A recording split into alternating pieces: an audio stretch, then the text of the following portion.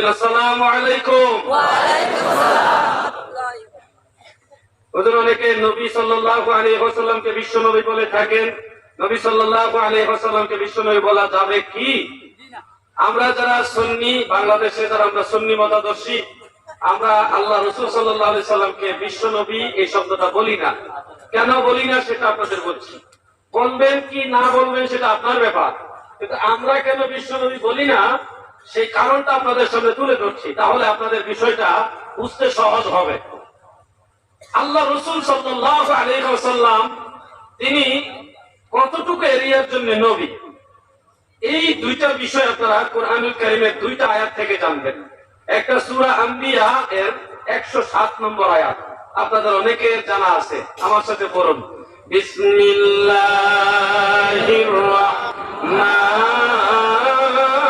রাহমানির রাহিম ওয়া মা আরসালনাকা ইল্লা রাহমাতাল লিল আলামিন। নবী গো, আমি আপনাকে সমগ্র সৃষ্টি জগতে রহমত নয় অন্য কিছু হিসেবে প্রেরণ করিনি। মানে নবীজি শুধুমাত্র কোন আলমের নবী নয়, কোন এক জগতের নবী নয়, রহমত নয়। আমার নবীজি সমগ্র সৃষ্টি জগতের নবী এবং রহমত। এই হলো একটা আয়াত। আরেকটা আয়াত আপনারা নোট করে রাখতে পারেন, সূরা ফুরকানের 1 নম্বর আয়াত। সূরা ফুরকানের প্রথম আয়াত, আমার আল্লাহ বলেন, তাবারাকাল্লাযী নাযালাল ফুরকানা আলা আবদিহি লিয়াকুনা লিল আলামিনা নাযীরা। আমার আল্লাহ এখানে নবীজির নবুয়তের এরিয়ার কথা বলেছেন, লিয়াকুনা লিল আলামিনা নাযীরা, যেন আপনি সমগ্র সৃষ্টি জগতের জন্য ভীতি প্রদর্শনকারী হন। অর্থাৎ আমার নবীজি নবী হয়েছেন শুধুমাত্র এই বিশ্বের জন্য না, এই পৃথিবীর জন্য নয়। আমার নবীজি নবী, নবী শব্দের একটা অর্থ হলো বাশীর ওয়ান নাযীর, সুসংবাদদাতা, জান্নাতের সুসংবাদদাতা, জাহান্নামের ভীতি প্রদর্শনকারী। এই বাশীর ওয়ান নাযীর হলো নবী। নবী শব্দের একটা অর্থ হলো এটা, আরেকটা অর্থ হলো মুখবিরুল গায়ব, গায়েবের সংবাদদাতা। এই জন্য আল্লাহ রাসূলের নবুয়তের সীমানা হলো লিল আলামিন, সমগ্র সৃষ্টি জগৎ, সমগ্র সৃষ্টি জগৎ। এবার আসুন, বিশ্ব বলতে কতটুকু এরিয়া বোঝায়? বাংলা টু বাংলা অভিধান আছে, শব্দ ভান্ডার আছে, এগুলি আপনারা নিজেরা দেখবেন, সেখানে পাবেন বিশ্ব বলতে অনেকগুলো অর্থই বোঝায়। এর মধ্যে একটা অর্থ হলো যে এই নদী নালা খাল বিল পাহাড় পর্বত, এই পৃথিবীতে যা কিছু আছে সব কিছুকে একসাথে বলা হয় বিশ্ব। বিশ্বের বাইরেও অনেক কিছু আছে, যেমন সূর্যকে কেন্দ্র করে সৌরজগৎ, সৌরজগতের ভিতরে আমাদের পৃথিবী আছে, মঙ্গল গ্রহ আছে, বুধ গ্রহ আছে, বৃহস্পতি আছে, এরপরে ইউরেনাস আছে, প্লুটো আছে, আরো অনেক গ্রহ, উপগ্রহ, গ্রহাণুপুঞ্জ, সবকিছু মিলে একটা সৌরজগৎ। এই সৌরজগৎটাকে একসাথে বলা হয় মহাবিশ্ব। কি বলা হয়? তাহলে আপনারা বলুন, বিশ্ব বড় হলো না মহাবিশ্ব বড় হলো? আমার নবী কি বিশ্বের নবী না মহাবিশ্বের নবী? মহাবিশ্বের নবী না বলে বিশ্ব নবী যারা বলছেন, দেখেন নবীজির এরিয়া শুধু এই বিশ্ব না, আরো বলে মহাবিশ্ব মানে সৌরজগৎ। এরকম সৌরজগৎ অসংখ্য, অগণিত, একাধিক, অসংখ্য সৌরজগৎ একসাথে মিলে, অসংখ্য সৌরজগৎ একত্রে মিলে একটা গ্যালাক্সি হয়।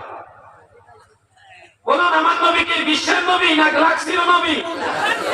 গ্যালাক্সির ভিতরে অসংখ্য সৌরজগৎ আছে, ওখানে শেষ না। এরকম অসংখ্য অগণিত গ্যালাক্সি একসাথে মিলে একটা ইউনিভার্স হয়। আমার নবী সেই ইউনিভার্সের নবী। শুধু এখানে শেষ নয়, এরকম অসংখ্য অগণিত ইউনিভার্স একসাথে মিলে একটা মাল্টিভার্স হয়। আমার নবী সেই মাল্টিভার্সের নবী। এখানে শেষ নয় গো, আমার দয়াল নবী আরো কত জগতের নবী শুনুন। অসংখ্য অগণিত মাল্টিভার্স একসাথে মিলে একটা সুপারভার্স হয়। আল্লাহর নবী সেই সুপারভার্সের নবী। সেই সুপারভার্সের উপরে আরো কত কিছু আছে, আরো কত কিছু আছে, শুনলে আশ্চর্য হবেন। এই সবগুলো হলো প্রথম আসমানের নিচে। বলেন আমাদের নবী কি প্রথম আসমানের নিচের নবী না উপরের নবী? লিয়াকুনা লিল আলামিনা নাযীরা। আমার নবী কুল মাখলুকাতের নবী, কুল কায়নাতের নবী। শুনুন, দ্বিতীয় আসমান, তৃতীয়, চতুর্থ, পঞ্চম, ষষ্ঠ, সপ্তম আসমান, সিদরাতুল মুনতাহা, আরশ, কুরসি, লৌহ কলম সহ আল্লাহর এই কুল কায়নাতে যা কিছু আছে, আল্লাহর নবী সব কিছুর নবী। কথা ঠিক না ঠিক?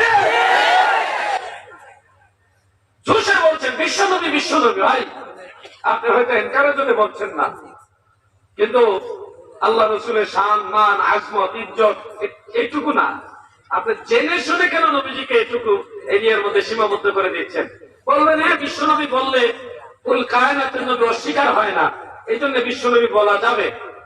আমি বলবো, যদি এই যুক্তিতে আপনি নবীজিকে বিশ্ব নবী বলেন, তাহলে এই যুক্তিতে আল্লাহকে বিশ্ব আল্লাহ বলবেন?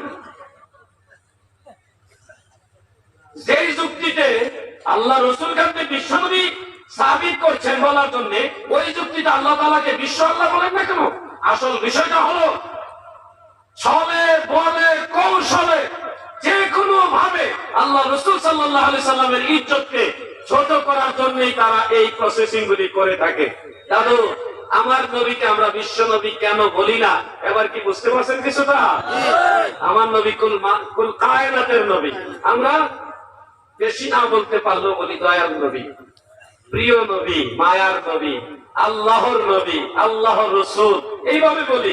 কিন্তু বিশ্ব নবী বললে এটা আমাদের কাছে মনে হয় নবীজির এরিয়াটা আমরা খুব কম ভাবে ধরলাম। এত কম ধরলাম যে প্রশান্ত মহাসাগরের পানির তুলনায় সুইয়ের মাথার পানি যেরকম বেশ কম, এর চাইতে আরো বেশ কম করে আরো কম এরিয়া নবীজির ক্ষেত্রে আপনি উল্লেখ করেন বিশ্ব নবী। আরে বাবা, তোমার এই বিশ্বটা ওই মাল্টিভার্স সুপারভার্সের কাছ থেকে বিশ্ব তো দূরের কথা, আমাদের গ্যালাক্সি খুঁজে পাবেন না, আমাদের গ্যালাক্সিটাই খুঁজে পাবেন না। সুপারভার্স ওখান থেকে যদি সর্বোচ্চ পাওয়ারের দূরবীন লাগান, কাজ হবে না। তো কোথায় বিশ্ব আর কোথায় কুল কায়নাত? এই জন্য বলার ক্ষেত্রে আমরা যেন সতর্ক হয়ে বলি।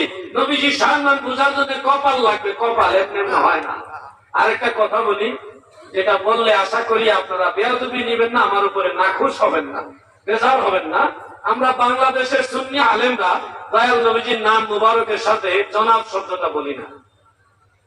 আপনাদের এলাকায় বলেন, আপনাদের বলার পিছনে কোনো ইনকার নাই, এটা আমরা জানি। আমরা কেন জনাবে রাসূলুল্লাহ বলি না, এটার একটা কারণ বলতে চাই। আপনারা যদি প্রটোকল হিসেবে সম্মানের যে উপাধিগুলো এগুলি লক্ষ্য করে, তাহলে দেখবেন একজন চেয়ারম্যান, আপনাদের এলাকায় কি বলে আমি জানি না, চেয়ারম্যান বলে না, হ্যাঁ, জেলা পরিষদের চেয়ারম্যান, এমএলএ, ওনার নামের সাথে জনাব শব্দটা ব্যবহার করা হয়। সাধারণত যারা সম্মানীয়, হাজার হাজার মানুষের চেয়ে একটু যারা সম্মানীয়, তাদেরকে আপনারা জনাব অমুক সাহেব বলেন, জনাব অমুক সাহেব, জনাব তমুক সাহেব বলেন। কিন্তু জনাবের চেয়েও আর একটু বড় সম্মানিত শব্দ হলো মাননীয়, মান্যবর। মান্যবর জনাবের চেয়ে আর একটু বড় সম্মানীয় শব্দ হলো মান্যবর। মান্যবরের চেয়ে আর একটু হাই কোয়ালিটি সম্মানীয় শব্দ হলো মাননীয়।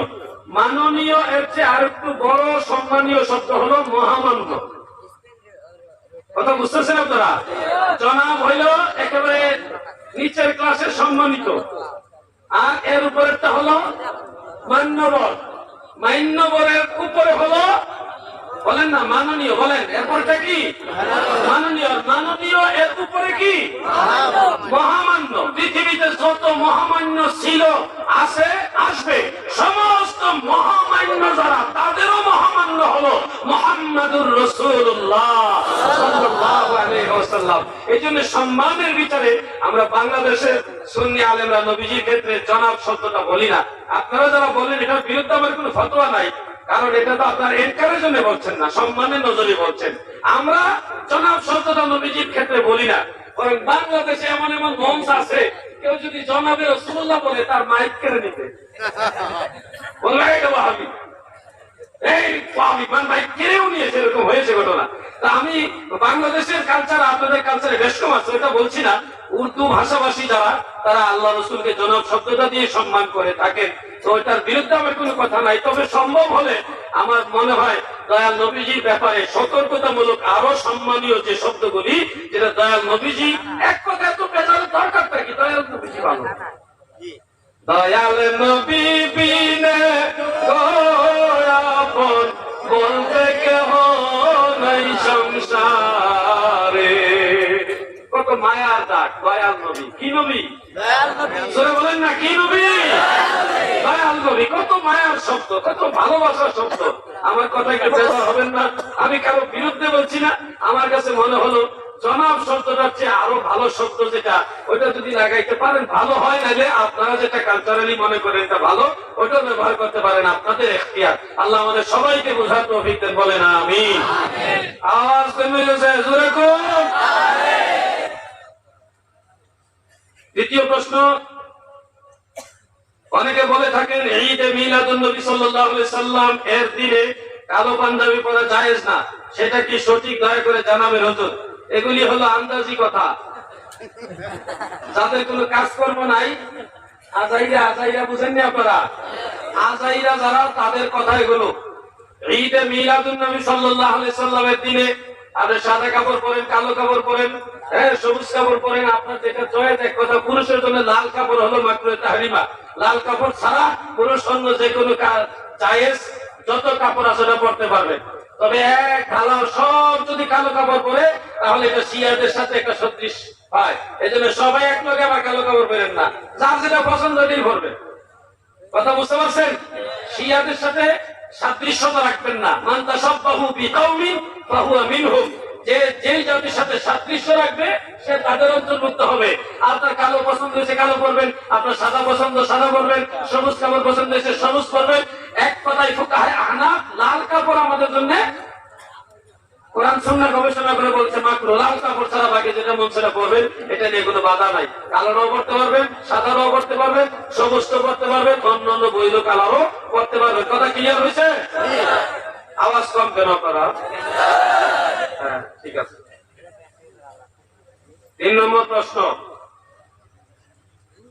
আমাদের মসজিদের অনেক হুজুরা নবী সাল্লাল্লাহু আলাইহি ওয়াসাল্লাম, ওইটা উত্তর ফেলাইছিল, এটা উত্তর একটু আগে বললাম, এটা হয়ে গেছে।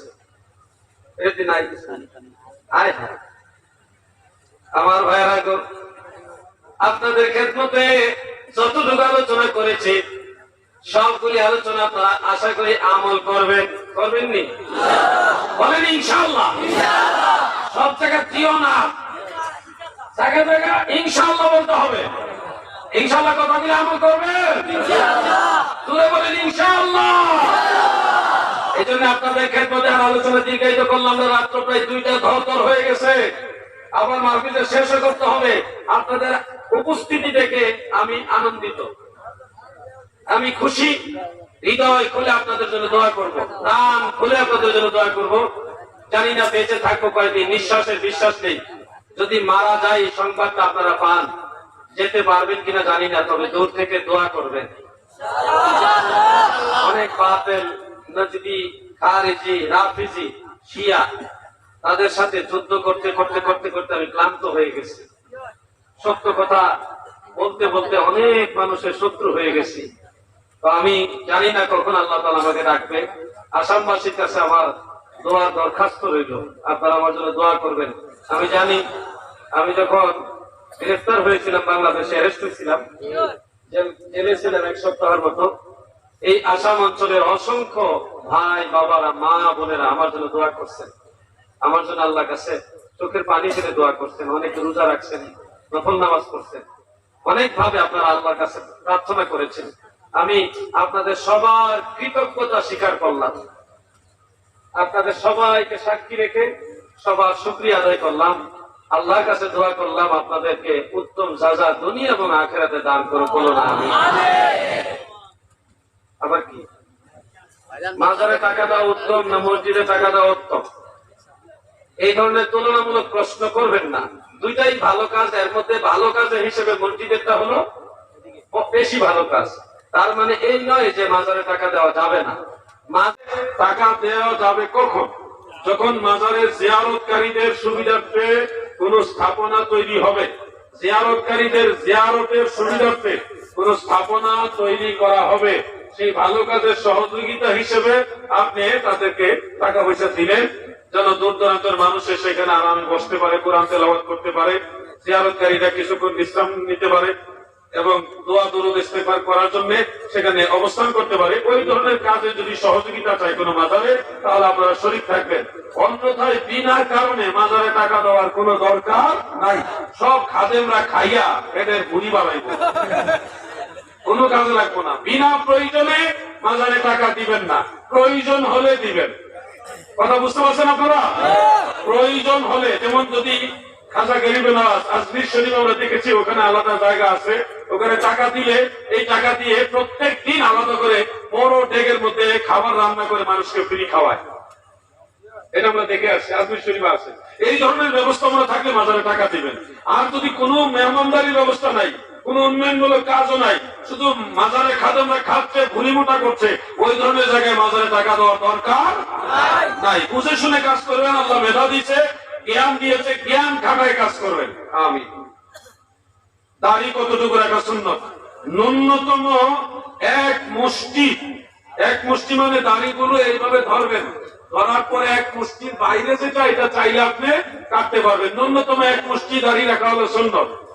আর যারা এর চেয়ে কমায় রাখছেন, আপনাদের সুন্নত আদায় হবে না। দাড়ি রাখা হবে কিন্তু সুন্নত আদায় হবে না।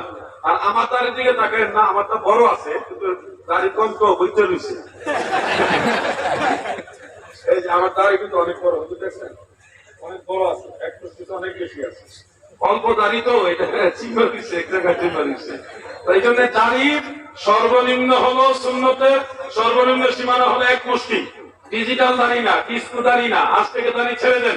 দয়াল নবীজির সন্তুষ্টি হলো আপনার জন্য সবচেয়ে বড় আনন্দের কাজ। আল্লাহ আমাদেরকে বুঝার তৌফিক দেন, আমিন। 3 নম্বর প্রশ্নের উত্তরটা ইশারায় দিয়ে দিয়েছি, আর এখানে দ্বিতীয়বার রিপিট করতে চাচ্ছি না। আজকের মতো এখানে আলোচনা শেষ। আলোচনা আমি যদিও শেষ করছি, কিন্তু প্রোগ্রামটা একটা প্রোটোকলে, একটা সিস্টেমে শেষ হবে।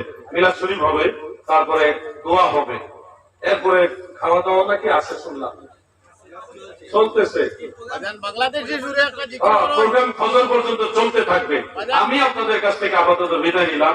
আমার আশায়, বসায়, কথায়, চলায় যদি কারো মনে সামান্য পরিমাণও কষ্ট পেয়ে থাকেন, আল্লাহ এবং আল্লাহ রসুলের মহব্বতে আমাকে ক্ষমা সুন্দর দৃষ্টিতে দেখবেন। একসাথে 1 মিনিটের জন্য হইলেও আল্লাহ রসুলকে আমরা দাঁড়ায়